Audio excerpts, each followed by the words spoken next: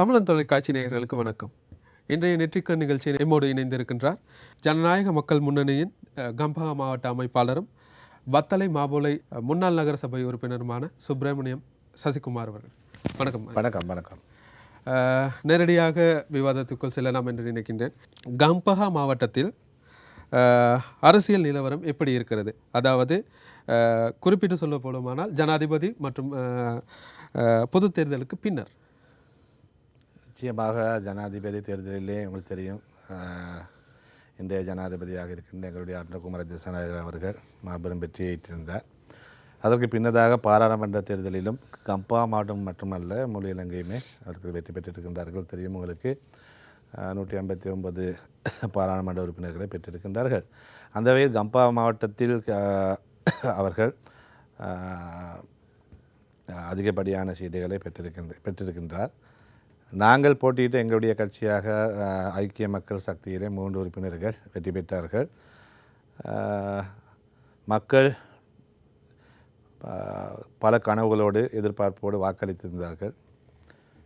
தற்பொழுது வாக்களித்தவர்கள் சற்று கொஞ்சம் சிந்திப்பது போல் தெரிகின்றது. இதுதான் இன்றைய நிலவரம். நடந்து முடிந்த பொது தேர்தலில் நீங்கள் வெற்றி பெறும் வாய்ப்பே அதிக சந்தர்ப்பம் காணப்பட்டது. இருப்பினும் நீங்கள் தோல்வி கண்டு இருந்தீர்கள். இதற்கு தேசிய மக்கள் சக்தியில் இருந்து ஒரு தமிழ் பொது வேட்பாளரை இறக்கியதுதான், களம் இறக்கியதுதான் காரணமா? அப்படி அல்ல. நாங்கள் எங்களுடைய இந்த தேர்தல் காலத்திலே ஒன்றை நாங்கள் நன்றாக எங்கள் மக்களுக்கு நாங்கள் விளங்கப்படுத்தியிருந்தோம். காரணம், நான் 2012ஆம் ஆண்டு என்னுடைய கம்பா மாவட்ட அரசியல் பிரவேசமாக கௌரவ தலைவர் மனோ கணேசன் அவர்களுடன் இணைந்து ஜனநாயக மக்கள் முன்னணியாக நான் செயல்பட்ட காலம், அன்று தொடங்கப்பட்ட அந்த காலம்.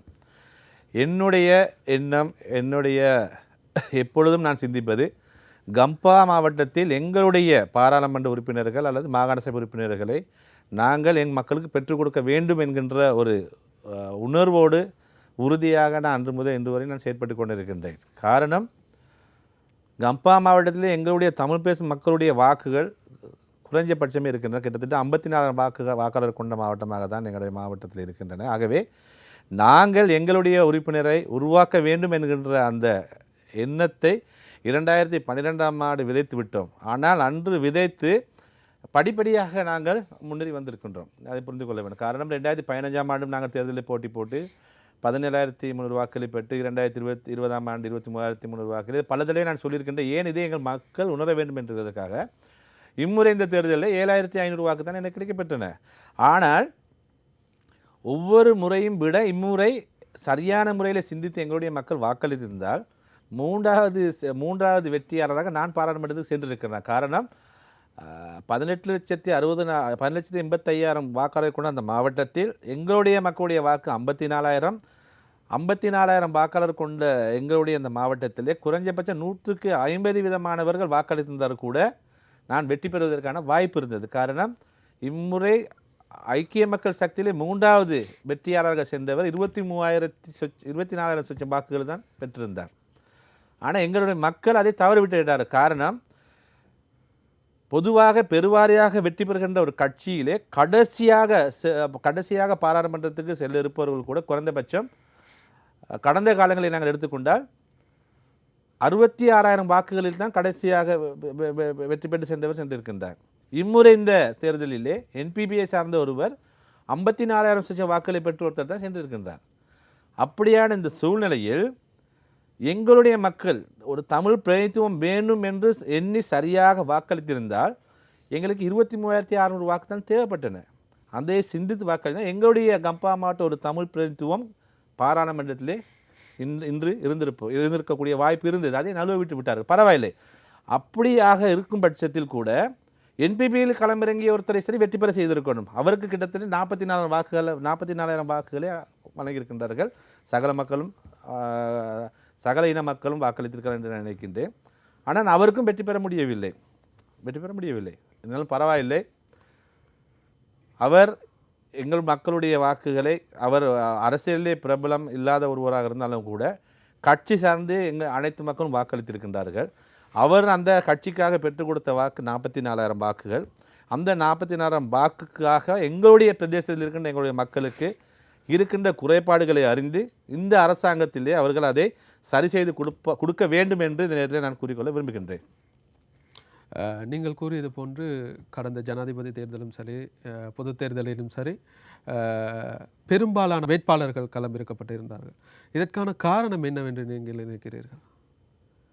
பெரும்பாலான கட்சிகளுக்கு இடையிலேயே மக்கள் ஒரு மாற்றத்தை நோக்கி புறப்பட்டு விட்டார்கள் என்று தெரியும். இருந்தாலும் கூட அந்த மாற்றத்தின் ஊடாக பல சின்னங்களிலே பல கட்சிகளில் இருக்கின்ற வாக்குகளை சிதறடிப்பதற்காக பலர் பலவிதமான சின்னங்களிலே களமிறங்கியிருந்தார்கள். இருந்தாலும் கூட மக்கள் என்ன நினைத்தார்களோ அதைத்தான் இந்த தேர்தலிலே சரிவராக செய்திருக்கின்றார்கள். அவங்களுக்கு தெரியும், கம்பா மாவட்டத்திலே அவர்களுக்கு 16 உறுப்பினர்களும், ஐக்கிய மக்கள் சக்தியிலே 3 உறுப்பினரும் 19 உறுப்பினர்களை பெற்று தந்திருக்காங்க. ஏனைய கட்சி சார்ந்த அரசியல்வாதிகளை நிராகரித்திருக்கின்றார்கள். ஆகவே அவர்கள் சிறு சிறு கட்சிகளில் சின்னங்களிலே வந்தவர்கள் வாக்குகளை சிதறடிக்க வேண்டும் என்ற எண்ணத்தில் களமிறங்கியிருந்தாலும் கூட மக்கள் சரியாக சிந்தித்து இந்த முறை வாக்களித்திருக்கின்றார்கள். நிச்சயமாக. நீங்கள் தமிழ் முற்போக்கு கூட்டணியில் நீண்ட காலமாக அரசியல் செய்து வருகின்ற ஒருவர். கம்பா மாவட்டத்தில் தமிழ் எம்பி ஒருவரை தெரிவு செய்ய முடியாத நிலை ஏன் இருக்கிறது? தமிழ் மக்களிடத்தில் ஒற்றுமை இல்லையா, அல்லது அவர்கள் தமிழர்களை விட பெரும்பான்மையானவர்களை நம்புகிறார்களா? அனுபவம் வாய்ந்த அரசியல்வாதி என்ற ரீதியில் நீங்கள் என்ன நினைக்கிறீர்கள்? நான் ஒன்றை சொல்ல வேண்டும். எங்களுடைய மக்கள் மாற்றம், அதாவது இலங்கை வாழ் அனைத்து மக்களும் ஒரு மாற்றத்தை நோக்கி புறப்பட்டு விட்டார்கள், பிரச்சனை இல்லை. ஆனால் எங்களுடைய மக்கள் கண்டிப்பாக சிந்தித்திருக்க வேண்டும். காரணம் என்னவென்றால், நான் 2012ஆம் ஆண்டு தேர்தலில் அரசியலில் உள்வாங்கப்பட்ட அந்த நாள் முதல் இன்று வரையிலும் எங்கள் மக்கள் சார்ந்த மக்களுடைய அடிப்படை தேவை என்பது என்ன என்று தெரிந்து நான் சேவை செய்த ஒருவர்.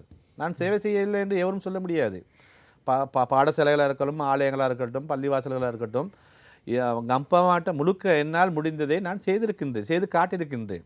உதாரணமாக இதை பார்த்து கொண்டிருக்கின்ற எங்களுடைய மக்களுக்கு தெரியும். அதையும் தாண்டி எங்கள் மக்கள் இப்பொழுது புதிதாக பலர் பிரதேசவாதங்கள் மூலமாக வாக்களிக்கின்றார்கள். அது ஏன் என்று எங்களுக்கு தெரியவில்லை. அதுவும் ஒரு புறம் இருக்கட்டும். ஆனால் கட்சி தலைமைகளை சார்ந்த தலைவர்கள் மீது வெறுப்பு கொண்டிருந்தாலும் கூட அந்த கட்சியிலே உள்வாங்கப்பட்டு மக்களுக்காக சேவை செய்த என்னை அவர்கள் வாக்களிக்காமல் என்னை நிராகரித்தது என்பது அது ஒரு கவலைக்குரிய விஷயம். காரணம், நாங்கள் எங்களுடைய அரசியல் அந்த பயணத்திலே நாங்கள் பாராளுமன்றம் சென்று எம்மை நம்பி வாக்களித்து விட்டு நாங்கள் பாராளுமன்றம் சென்று அந்த காலப்பகுதியில் எங்களுடைய மக்களுக்கு நாங்கள் சேவை செய்யாமல் இருந்திருந்தால் எங்கள் மக்கள் எங்களை நிராகரிப்பது என்பது நியாயம்தான். அதில் எந்த மாற்று கருத்தும் இல்லை. ஆனால் நாங்கள் போராடி கொண்டிருக்கின்றோம். கம்பா மாவட்டத்திலே தமிழ் பிரதியம் இல்லாத ஒரு மாவட்டம், எங்களுடைய மக்கள் அரசியல் அனாதைகளாக இருக்கின்ற இந்த காலப்பகுதியிலே நாங்கள் எங்கள் சார்ந்த ஒருவர் பாராளுமன்றம் செல்ல வேண்டும் என்று முழுமூச்சாக நாங்கள் முயற்சி செய்து கொண்டிருக்கும் இந்த வேளையிலே எங்களுடைய மக்கள் இப்படியான சில தவறுகளை செய்வார்கள் என்று நான் ஒரு துளி கூட நினைத்து பார்க்கவில்லை. காரணம், நான் என் மக்கள் நன்கு அறிந்தவர், நான் மக்களுக்கு சேவை செய்தவர். என்னை சகலரும் வத்தலையில் மட்டுமல்ல, கம்பா மாவட்டம் முழுக்க சகல மக்களும் என்னை அறிந்தவர்கள். உங்களுக்கு தெரியுமா, முறை இந்த தேர்தலில் வத்தலிலே எனக்கு கிட்டத்தட்ட 4500 வாக்கு தான் கிடைத்தது. அந்த 4500 வாக்குகளில் நான் நினைக்கின்றேன் எங்களுடைய மக்களுடைய வாக்காக ஒரு 1400 1300 வாக்கு தான் எனக்கு கிடைத்திருக்கும். இம்முறை பெரும்பான்மை மக்கள் எனக்கு கிட்டத்தட்ட 3000 வாக்குகளை வாரி வழங்கியிருக்கின்றனர். நான் சந்தோஷமாக நான் சொல்கிறேன். காரணம், அவர்கள் என்னை புரிந்து கொண்டார்கள். காரணம், பாராளுமன்றம் சென்றால் சசிகுமார் என்கின்ற உறுப்பினர் சகல இன மதம் பேதமின்றி சேவை செய்வார் என்ற நம்பிக்கையின் மீது வைத்து வாக்களித்திருக்கின்றார்கள். வத்தலை பிரதேசத்திலே 14500 வாக்கு தான் அளிக்கப்பட்டிருக்கின்றன கட்சிக்கு. அதில் எனக்கு 4500 வாக்கு கிடைக்கப்பட்டிருக்கின்றன. அந்த 4500 வாக்குகளில் நான் நினைக்கின்றேன் நிச்சயமாக 3000 வாக்குகள் பெரும்பான்மை மக்கள் அளித்த வாக்கு. சந்தோஷமாக சொல்கின்றேன். காரணம், எங்களுடைய மக்கள் சிந்திக்காமல் வாக்களித்து விட்டார்கள். நாங்கள் என்பிபியின் அலையிலே நாங்கள் செல்ல வேண்டிய அவசியம் எமக்கு இல்லை. எங்களுக்கு தேவை எங்களுடைய ஒரு தமிழ் பிரதிநிதித்துவம். கம்பா மாவட்டம் என்பது ஒரு 18,80,000 வாக்காளர்கள் கொண்ட இந்த மாவட்டத்திலே நாங்கள் சொற்ச வாக்காளர்களாக தானே இருக்கின்றோம். நாங்கள் வடகிழக்கு சார்ந்த தமிழ் பிரதேசமாகவோ அல்லது நுவரெலியா மாவட்டத்தை சேர்ந்த ஒரு தமிழ் பிரதேசமாகவோ நாங்கள் இல்லை. அந்த மாவட்டங்களிலே எந்த கட்சியில் ஒரு தமிழர் போட்டி போட்டாலும் வெற்றி பெறலாம். காரணம் அங்கு தமிழருடைய வாக்கு அதிகமாக இருக்கின்றன. நுவரெலியாவை எடுத்துக்கொண்டாலும் அதே மாதிரி தான். எந்த கட்சியில் போட்டி போட்டாலும் ஒருவர் வெற்றி பெறுவார். ஆனால் கம்பா மாவட்டம் அப்படி அல்ல. நாங்கள் எங்களுடைய வாக்கு ஒவ்வொன்றும் சிதறடிக்கும் பொழுது எங்களுடைய உறுப்புரிமை இல்லாமத்தான் ஆக்கப்பட்டிருக்கின்றன. இது எங்கள் மக்கள் சிந்திக்க வேண்டும். நாங்கள் தற்பொழுது எங்களுடைய காலம் கடந்து விட்டன. இருந்தாலும் எதிர்வரும் காலங்களிலேயாவது எங்களுடைய ஒரு உறுப்பினரை உருவாக்குவதற்கு எங்கள் மக்கள் சிந்தித்து வாக்களிக்க வேண்டும். காரணம் என்பிபிக்கோ அல்லது எஸ்ஜேபிக்கோ வாக்களிப்பதற்கு 18 லட்சம் பேர் இருக்கிறார்கள். ஆனால் எமக்காக உங்களுடைய ஒரு உறுப்பினருக்காக வாக்களிக்க 54,000 பேர் தான் இருக்கின்றீர்கள். ஆனால் நீங்கள் சிந்தித்து வாக்களிக்காவிட்டால் இன்றல்ல இன்னும் 100 வருடம் சென்றாலும் ஒரு பாராளுமன்ற உறுப்பினர் பாராளுமன்றத்துக்கு செல்ல முடியாத ஒரு தமிழ் பாராளுமன்ற உறுப்பினர். இதுதான் உண்மை. ஆகவே எங்கள் மக்கள் சிந்திக்க வேண்டும். இப்பொழுது ஆரம்பிக்க வேண்டும் சிந்திக்க. கம்பா மாவட்டத்தில் தமிழர்களுக்கு இருக்கும் பிரச்சனைகள் என்று நீங்கள் பட்டியலிடும் பிரச்சனைகள் எவை? இந்த பிரச்சனைகளில் உடனடியாக தீர்க்கப்பட வேண்டியவை இவைதான் என நீங்கள் கருதும் பிரச்சனைகள்? நிச்சயமாக அந்த மாவட்டத்திலே எங்களுடைய பிள்ளைகளுக்கான ஒரு தமிழ் பாடசாலை, முழுமையான ஒரு தமிழ் பாடசாலை இல்லாது என்பது ஒரு பெரிய குறைபாடு தான். அதுதான் பெரிய குறைபாடு. இரண்டாவது குறைபாடாக நான் சொல்ல வேண்டும், வத்தலை மட்டுமல்ல கம்பா முழுக்க வெளி பிரதேசங்களிலிருந்து குடியேறிய எங்களுடைய மக்கள் 100க்கு 80% மாணவர்கள் வாடகை வீட்டிலே தான் வசிக்கிறார்கள். வீட்டு பிரச்சனை இருக்கின்றன. இப்பொழுது நான் கண்ட பெரிய பிரச்சனையாக இருக்கின்ற எங்கள் மக்களுடைய பிரச்சனை என்பது பாடசாலையின் வீடு பிரச்சனை. பாடசாலை உங்களுக்கு தெரியும், வத்தலை ஒளியமுள்ளையிலேயே கடந்த கால அரசாங்கத்தினூடாக ஒதுக்கப்பட்ட ஒரு நிலம் இருக்கின்றன. தற்பொழுது இந்த என்பிபி அரசாங்கம் எங்களுடைய இன்றைய ஜனாதிபதி அன்றகுமார திசாநாயக் அவர்கள் பலம் வாய்ந்த ஒரு பாராளுமன்றத்தை உருவாக்கி இருக்கின்றார். இப்பொழுது யாரும் எதிர்ப்பு கூற முடியாது. ஆகவே அந்த வத்தலை ஒளியமுல்லையில் ஒரு தமிழ் பாடசாலைக்காக ஒதுக்கப்பட்ட அந்த இடத்தை இப்பொழுது 44,000 வாக்கு வாங்கி கொடுத்த எங்களுடைய தமிழ் உறுப்பினர் வத்தலையில் இருக்கின்றார். அவர் முன்மாதிரியாக அவர்களோடு கலந்துரையாடி அந்த இடத்திலே பாடசாலை ஒன்று உருவாக்குவதற்கு அவர் முன் வந்து செயல்பட வேண்டும் என்று நான் இந்த இடத்துல கூறிக்கொள்ள வேண்டும். அதற்கான எங்களுடைய உதவி தேவையெனின் எப்பொழுதும் நாங்கள் அவருக்கு உதவி வழங்க நாங்கள் தயாராக இருக்கின்றோம். அது மட்டுமல்ல, உங்களுக்கு தெரியும், வத்தலை பிரதேசத்திலே ஒளியமுள்ள பர்ணவத்த நைதுவ கருணாகம புபுதுகம போன்ற பிரதேசம் அவரக்கொட்டுவ போன்ற பிரதேசங்களிலே பலர் வாடகை வீட்டில் இருக்கின்றார்கள். வாடகை வீட்டு மட்டுமல்ல, அந்த பிரதேசத்தில் இருக்கின்ற ஒவ்வொரு முறையும் மழை வெள்ளத்தில் பாதிக்கப்படுகின்றார்கள். வருடத்திலே 2-3 முறை வெள்ளத்திலே பாதிக்கப்படுகிறார்கள். அவர்கள் வெள்ளத்திலே பாதிக்கப்படாதவாறு அந்த சுற்றுச்சூழலை அமைத்து கொடுக்க இவர் முன்வந்து அரசாங்கத்தோட கதைத்து அதை செய்து கொடுக்க வேண்டும் என்றும் நான் கூறிக்கொள்ள விரும்புகின்றேன். தமிழ் முற்போக்கு கூட்டணி இம்முறை கொழும்பிலும் கண்டியிலும் பாரிய பின்னடைவை சந்தித்துள்ளது. இதற்கு என்ன காரணம்? தமிழ் முற்போக்கு கூட்டணி பின்னடைவு அடையவில்லை. அதாவது நாங்கள் ஒரு கூட்டணி கட்சியாக தமிழ் முற்போக்கு கூட்டணி ஒரு கூட்டணி கட்சியாக ஐக்கிய மக்கள் கூட்டணியை நாங்கள் இருந்து செயல்பட்டோம். ஆகவே மக்கள் முடிவு செய்து விட்டார்கள். காரணம், பழைய பாராளுமன்ற உறுப்பினர்கள் அனைவரையும் வீட்டுக்கு அனுப்ப வேண்டும் என்ற ஒரு கோஷம் ஆரம்பத்திலிருந்து இருந்தது. அதே போல் இம்முறை எங்களுடைய மக்களும் அவர்களோடு இணைந்து இதை செய்திருக்கின்றார்கள் தான் சொல்ல வேண்டும். ஆனால் அந்த செய்த தவறை இன்னும் ஒரு குறுகிய ஒரு 3-4 மாத காலத்திற்குள்ளே அவர்கள் அதை உணர்வார்கள். உணரும் பொழுது அந்த வாய்ப்பு நமக்கு இல்லாமல் தான் இருக்கும். ஆனால் பொறுத்திருக்கட்டும், பிரச்சனை இல்லை. நான் ஒன்று சொல்ல வேண்டும், கண்டியிலும் அப்படி தான். கண்டியிலே எங்களுடைய வேலுக்குமார் அவர்கள் முறை இந்த தேர்தலிலே ஐக்கிய மக்கள் சக்தியிலே போட்டி போட்டிருந்தால் அவர் தான் முதலாவது வெற்றியாளராக அங்கு நிர்ணயிச்சிருப்பார் என்று நான் நினைக்கின்றேன். வெற்றி பெற்றிருப்பார். காரணம், அவர் செய்த சில தவறால் அவருடைய தோல்வியை அவர் தேடிக்கொண்டார். சரிதானே? அதான் உண்மை. ஆகவே நாங்கள் நண்பர்கள், அரசியல் ரீதியாக நாங்கள் பார்க்கும் பொழுது பல குறைபாடுகள் இருக்கலாம். அதுகளை நாங்கள் பேசி தீர்க்க வேண்டிய ஒரு கட்டாய கடமையில் இருக்கும் பொழுது நாங்கள் அதை பேசி தீர்த்து கொள்ள வேண்டும்.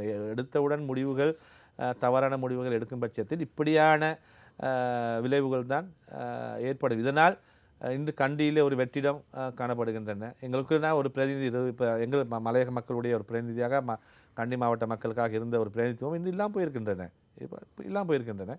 எதிர்வரும் காலங்கள் பார்ப்போம் நிச்சயமாக.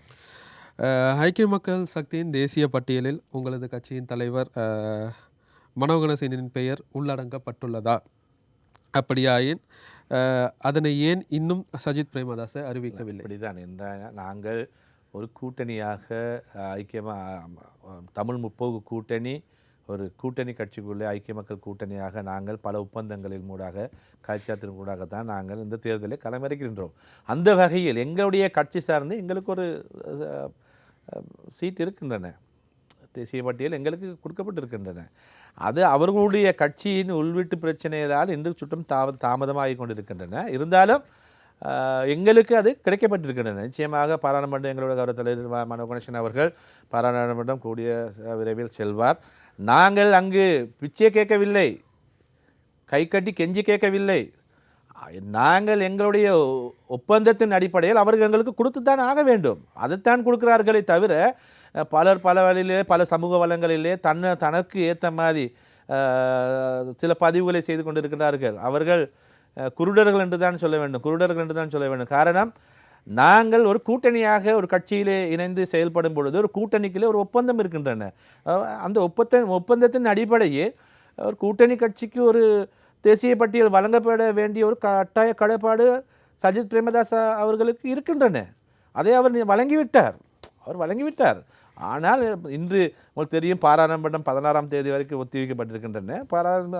பாராளுமன்றம் துவங்கும் அந்த காலப்பகுதியில் நிச்சயமாக கௌரவ தலைவர் மனோகணேசன் அவர்கள் செல்வார். இருந்தாலும் நான் ஒன்றை சொல்லி வைக்க நான் விரும்புகின்றேன். எங்களுடைய கொழும்பு வாழ் எங்களுடைய தமிழ் பேசும் எங்களுடைய சமூகம் எங்களுடைய உறுப்பினர்களை நிராகரித்தது என்பது பெரிய தவறு. அது சமூக வலைத்தளங்களிலே தலைவர் மீது கொண்ட பொறாமையாலும் தலைவருடைய வளர்ச்சி தாங்க முடியாத சில ஒட்டுணிகள் சமூக வலைத்தளங்களிலே இல்லாததையும் பொல்லாததையும் பொய்யாக சொல்லி எங்கள் மக்கள் மனநிலையை மாற்றிருக்கிறார்கள் என்று தான் நான் நினைக்கின்றேன். ஆகவே அந்த மாற்றம் செய்தவர்களும் இன்னும் ஒரு 3-4 மாதத்திலே உணர்வார்கள். நாங்கள் உங்களுக்கு தெரியும், எல்லா மாவட்டத்திலையும் நல்ல இளைஞர்களை எங்களுடைய கௌரவ தலைவர் அவர்கள் போட்டியிட செய்திருந்தார். கண்டியிலே தம்பி பரத் போட்டியிட்டார், கேகாலையில் நண்பர் பரணி போட்டியிட்டார், ரத்னபுரையிலே சந்திரகுமார் அதிபர் போட்டியிட்டு இருந்தார், கம்பாவிலே நான், கொழும்பிலே எங்களுடைய தலைவர் லோஷன் போட்டி போட்டார்கள். எல்லாம் மக்களுக்கு சேவை செய்யக்கூடிய ஆளுமை கொண்ட நல்ல இளைஞர்களை தான் தெரிவு செய்திருந்தார். ஆனால் ஒருவரும் கூட எங்களுக்கு வெற்றி பெறுவதற்கான வாய்ப்பு கிடைக்கவில்லை. காரணம், இந்த அலை சகலதையும் அடித்து கொண்டு சென்று விட்டன. பார்ப்போம், எப்படி அடித்து சென்றிருந்தாலும் கூட அலை மீண்டும் திரும்பி வர வேண்டும் அல்லவா, காத்திருப்போம். தேசிய மக்கள் அரசாங்கத்தின் செயற்பாடுகள் எப்படி இருக்கிறது?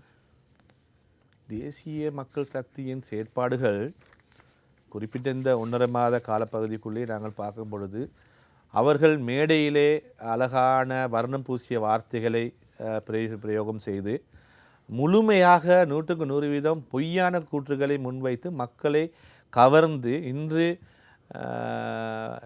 அவர்கள் பதவிகளை எடுத்துக்கொண்டு ஏதோ மாயாஜால வித்தைகள் காட்டிக்கொண்டு இருக்கின்றது போல் வேலைகளை செய்து கொண்டு இருக்கிறார்கள் தான் நான் நினைக்கின்றேன். அப்படி சொல்லும் பொழுது ஒரு விடயத்தை நாங்கள் சொல்ல வேண்டும். இன்று உங்களுக்கு தெரியும், மக்களால் அதிகமாக பேசப்படுற ஒரு பொருளாக தேங்காய் இன்று பிரச்சனை பெரிதாக உருவெடுக்கப்பட்டிருக்கின்றன. அது மட்டுமல்ல, இந்த அரிசி சம்பந்தமாக நாட்டிலே பெரிய ஒரு தட்டுப்பாடு இருப்பதை போல் மக்கள் அந்த லைனில் நின்று அரிசி வாங்கக்கூடிய ஒரு சூழ்நிலை, தேங்காய் வாங்கக்கூடிய ஒரு சூழ்நிலை, மீண்டும் ஒரு பழைய யுகம் தோன்றியது போலே ஒரு நாங்கள் டிவியினூடாக நாங்கள் பார்த்து கொண்டிருக்கின்றோம், செய்தியினூடாக பார்த்து கொண்டிருக்கின்றோம். இதனுடைய இந்த அரசாங்கத்தினுடைய உண்மைத்தன்மைகள் எப்பொழுதாவது ஒரு நாள் வெளிவர வேண்டும் அல்லவா, வெளிவரும், பொறுத்திருப்போம். அத்தியாவசிய பொருட்களின் விலையேற்றம், பொருட்களின் தட்டுப்பாடு என்றாலும் கடந்த கால ஆட்சியை விட செலவை குறைத்து காட்டியிருக்கிறார்கள் அல்லவா? உதாரணத்திற்கு அமைச்சர்களின் வாகன செலவு, மேலதிக கொடுப்பனவு போன்றவற்றை குறிப்பிடலாமே. நீங்கள் கேட்பது கேள்வி நன்று. இந்த கேள்வியை நீங்கள் கேட்க வேண்டும். உண்மையாகவே ஒரு பாராளுமன்றத்திலே பல தடவை இருந்து அந்த நீங்கள் சொல்லும் சகல அனுபவித்து விட்டு இன்று பாராளுமன்றத்தில் இருக்கிற ஒரு இடத்துல நீங்கள் நான் பாராளுமன்றம் செல்வதற்காக ஆசைப்பட்ட ஒருவன் என் மக்களுக்கு சேவை செய்ய. ஆனால் அந்த வழியில் அவர்களுடைய கொள்கைகளை நான் ஏற்றுக்கொள்கிறேன். நாங்கள் இன்று எங்களுடைய நாடு பொருளாதார ரீதியாக நாங்கள் பாதாளத்தில் விழுந்திருக்கின்ற இந்த காலப்பகுதியில் முடிந்த வரைக்கும் நாங்கள் வீண் செலவுகளை செய்யாமல் சிக்கனமாக செலவு செய்து எங்களுடைய நாட்டுடைய பொருளாதாரத்தை எங்களுடைய வளத்தை நாங்கள் கட்டியெழுப்புவதற்கு ஒரு நல்ல திட்டமாக தான் நினைக்கின்றேன். அந்த திட்டம் சரிவரையாக செயல்பட்டால் வரவேற்கத்தக்க விடயம். ஆனால் கடந்த காலங்களிலும் எங்களுடைய அமைச்சர்கள் பாராளுமன்ற உறுப்பினர்கள் வாகனத்தில் சென்றிருக்கின்றார்கள், அரசாங்க வீடுகளை பயன்படுத்தியிருக்கின்றார்கள். அதேபோல் இந்த அரசாங்கத்திலும் பயன்படுத்த தான் போகிறார்கள். வாகனம் இல்லாமல் பாராளுமன்றம் செல்வது என்பது கஷ்டமான விஷயம் அல்லவா? அது கண்டிப்பாக வாகனங்கள் அவர்கள் எடுக்க தான் போகிறார்கள். ஆரம்பத்தில் இது எல்லாத்தையும் தாண்டி ஒரு நாட்டிலே பசி என்கிற ஒரு போராட்டம் உருவெடுத்தால் அந்த நாடு சீர்குலைந்து விடும். நாங்கள் இப்போ வரலாற்றை திரும்பி பார்க்க வேண்டும். பல நாடுகளிலே நாங்கள் பசியின் போராட்டம்தான் பெரிய போராட்டமாக வெடித்து அந்த சில நாடுகள் சீர்குலைந்து போன நாடுகளும் இருக்கின்றன. அது மாதிரி எங்களுடைய நாடு பசி இல்லாமல் எங்கள் மக்கள் தன்னுடைய வாழ்க்கையை நடத்தக்கூடிய ஒரு சுற்றுவட்டத்தை இந்த அரசாங்கம் அவர்களுக்கு உருவாக்கி கொடுக்க வேண்டும். அப்படி உருவாக்கி கொடுக்காவிட்டால் எதிர்காலத்தில் இந்த அரசாங்கம் எடுத்த அனைத்துக்குமே போராட்டம் செய்த ஒரு அரசாங்கம் தான் இந்த அரசாங்கம். எதற்கெடுத்தாலும் போராட்டம் தான். இன்று போராட்டம் செய்தவர் தான் இன்று அரசாங்கத்தில் அமர்ந்திருக்கிறார்கள். ஆனால் இனிவரும் காலங்களில் போராட்டம் செய்வதற்கு யாரும் இல்லை என்று அவர் நினைத்துவிடக்கூடாது. நாங்கள் இருக்கிறோம் போராட்டம் செய்வதற்கு. ஆகவே எங்களை போராட விடாமல் எங்கள் மக்களை பசிப்பட்டினியில் இட்டு விடாமல் அவர்களை நல்வழியில் நல்லொரு வாழ்க்கை வாழ்வதற்கான ஒரு சூழலை இந்த அரசாங்கம் அமைத்து கொடுக்க வேண்டும். அமைத்து கொடுத்தால் நன்று, இல்லை என்றால் எதிர்வரும் காலங்களிலும் போராட்டம் தான். இருப்பினும் சாதாரண குடிமகனாக அல்லது மக்கள் பிரதிநிதியாக இந்த செயற்பாடுகளை நீங்கள் எப்படி பார்க்கிறீர்கள்? எந்த செயற்பாடுகளை? முன்னது கூறிய போன்ற அந்த வாழ்க்கை செலவுகள் குறைக்கப்பட்டிருக்கின்றன, பாராளுமன்ற உறுப்பினர்களின் செலவுகள் குறைக்கப்பட்டிருக்கின்றன. இந்த செயற்பாடுகள் ஒரு சாதாரண குடிமகனாக அல்லது மக்கள் பிரதிநிதியாக நான் அதை ஆரம்பத்தில் சொன்னேன். நான் அதை ஏற்றுக்கொள்கிறேன். ஆனால் பாராளுமன்றத்திலே செலவுகள் குறைந்து விட்டதாக எண்ணி மக்கள் 3 வேளை சாப்பிடுவதற்கான செலவுகள் குறையவில்லை அல்லவா? மக்கள் இன்று பெரிய எதிர்பார்ப்போடு வாக்களித்திருக்கின்றார்கள். தன்னுடைய வாழ்க்கை செலவு குறைய வேண்டும், நிம்மதியான ஒரு வாழ்க்கை வாழ வேண்டும், சுதந்திரமாக நாங்கள் இந்த நாட்டில் இருக்க வேண்டும் என்கின்ற ஒரு ஆர்வத்தோடும் ஆசையோடு தான் வாக்களித்திருக்கின்றார்கள்.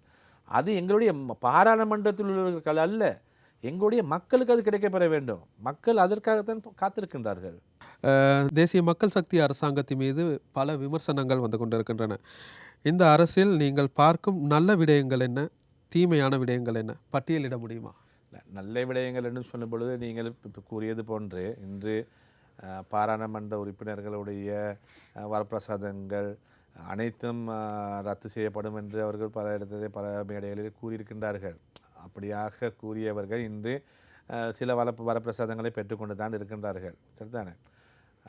அப்படியாக அவர்கள் மேடையிலே கூறிய வசனங்களை பார்க்கும் பொழுது தேர்தலுக்கு முன்பாக அனைத்து வசனங்களும் அனைத்து வாக்கியங்களையும் நாங்கள் ஆதரிக்க வேண்டிய ஒரு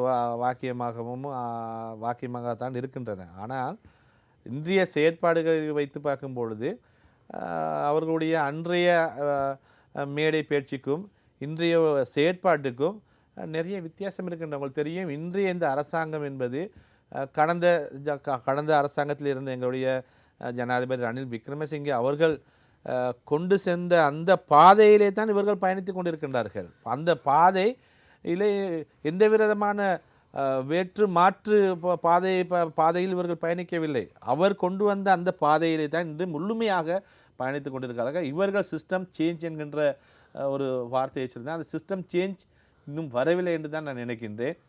வருமா என்று பார்ப்போம். அத்தியாவசிய பொருட்களின் தட்டுப்பாடுகள் குறித்து எல்லோரும் பேசிக்கொண்டு இருக்கிறார்கள். ஆனால் இந்த நிலைமை வருவதற்கு முன்னர் இருந்த ஆட்சியாளர்கள் தான் காரணம் என்பதை இலகுவில் மறந்து விடுகிறார்கள் அல்லவா? ஒவ்வொரு தேர்தல் காலப்பகுதியிலும் ஒவ்வொரு ஆட்சியாளரும் ஒவ்வொருவர் குறை சொல்லி தன்னுடைய அந்த ஆசனத்தில் அமருவதற்காக ஒருவர் குறை சொல்லி கொண்டு தான் இருக்கிறார்கள். அதை நாங்கள் அனைவரும் பார்த்து கொண்டு தான் இருக்கின்றோம். அந்த வகையில் கடந்த ஆட்சியாளர்களை குறை சொல்லி தான் இன்றைய இந்த ஆட்சியாளர்கள் ஆசனத்தில் அமர்ந்திருக்கின்றார்கள். இவர்களுடைய குறையை இன்னும் ஒரு 3-4 மாத காலப்பகுதியிலே நாங்கள் தெரிந்து கொள்ளலாம். எப்படியாப்பட்ட குறைகள் என்று நாங்கள் தெரிந்து கொள்ளக்கூடிய வாய்ப்பு இப்பொழுதே உருவாகி கொண்டு தான் இருக்கின்றன. ஆகவே நாங்கள் பொறுத்திருந்து பார்ப்போம். ஆம் நேயர்களே, ஒரு சிறிய இடைவெளியின் பின் மீண்டும் சந்திப்போம்.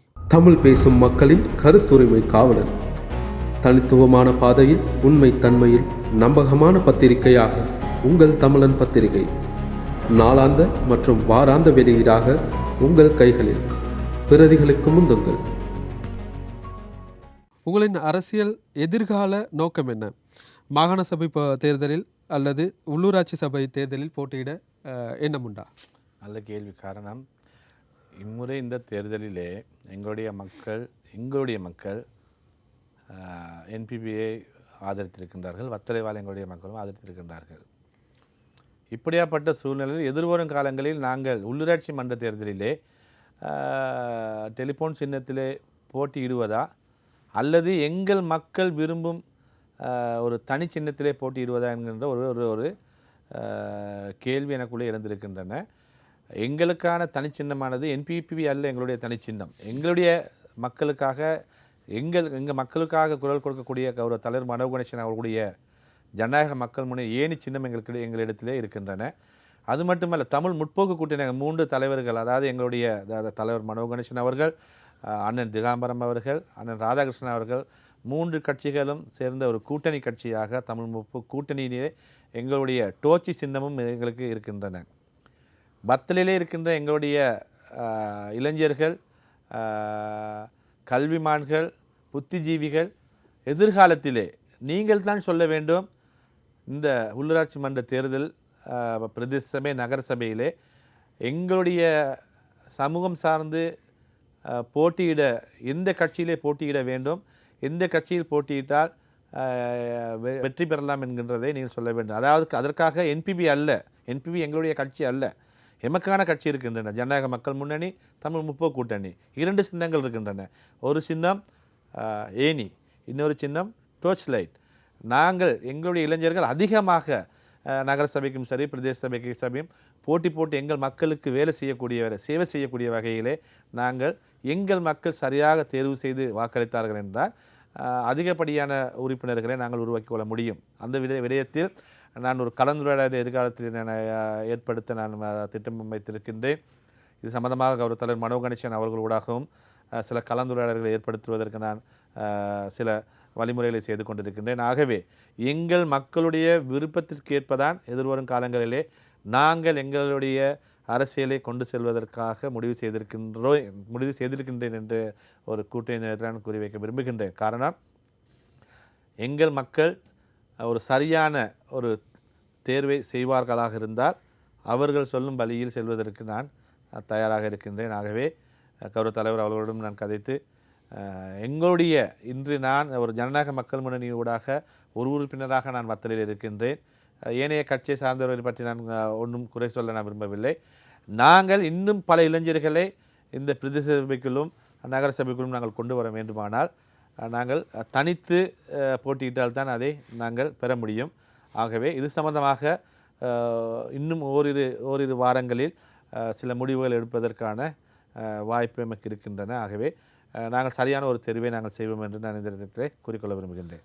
இப்பொழுதுள்ள நாட்டில் சூழ்நிலையில் ஒரு தேர்தல் வருமாயின் தேசிய மக்கள் சக்திக்கு முன்னர் இருந்த ஆதரவு இப்பொழுதும் கிடைக்கும் என நம்புகிறீர்களா?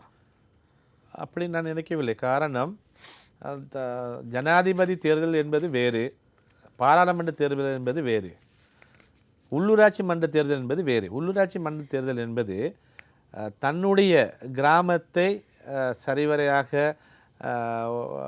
அங்கு இருக்கின்ற சிறு சிறு பிரச்சனைகளை அறிந்து சேவை செய்யக்கூடிய உறுப்பினர்கள் தான் நாங்கள் தேவை. அப்படி தேவை என்று நாங்கள் பார்க்கும் பொழுது ஒரு ஒரு வட்டாரத்தையோ ஒரு தொகுதியை நாங்கள் எடுத்துக்கொண்டு அந்த தொகுதியில் மக்கள் நன்றாக அறிந்த ஒருவரைத்தான் மக்கள் தெரிவு செய்வார். காரணம், அவர் அந்த கிராமத்துக்குள்ளே சகல குடும்பங்களோடும் அந்நியமாக பழகி இன மதம் பேதம் இன்றி சேவை செய்ய வரும் ஒரு உறுப்பினரைத்தான் எங்களுடைய மக்கள் தெரிவு செய்வார்கள். அந்த வகையில் நான் பார்க்கின்றேன், வரப்போகின்ற இந்த தேர்தலை நான் உங்களுக்கு முன்னால் சொன்னது போல இந்த கட்சி தான் வெத்தும் இன்னொரு கட்சி தான் வெத்தும் என்று சொல்வதை விட நான் எங்களுடைய கட்சியாக நான் நினைக்கின்ற ஜனநாயக மக்கள் முன்னணி தனிச்சு போட்டி போடுமாக இருந்தால் எங்களுடைய மக்களுடைய தமிழ் பேசும் மக்களுடைய ஆதரவு முழுமையாக ஏணி சின்னத்துக்கு கிடைக்கும் என்று தான் நான் சொல்கின்றேன். அந்த வகையில் உள்ளூராட்சி மன்ற தேர்தலிலே எங்களுடைய தமிழ் பேசும் மக்களுடைய வாக்கு என்பிபிக்கு செல்லாது என்று தான் நான் சொல்ல வேண்டும். ஆம் நேயர்களே, இன்றைய நெற்றிக்கு நிகழ்ச்சியில் எம்மோடு இணைந்திருந்தார் ஜனநாயக மக்கள் முன்னணியின் கம்பாக மாவட்ட அமைப்பாளரும் மாபோலை வத்தலை முன்னாள் நகர சபை உறுப்பினருமான சுப்பிரமணியம் சசிகுமார் அவர்கள். இன்றைய நெற்றிகள் நிகழ்ச்சியின் இறுதி கட்டத்தை எட்டியுள்ளோம். மீண்டும் ஒரு நிகழ்ச்சியில் சந்திக்கும் வரை உங்களிடமிருந்து விடைபெறுவது உங்கள் யுவராஜ்.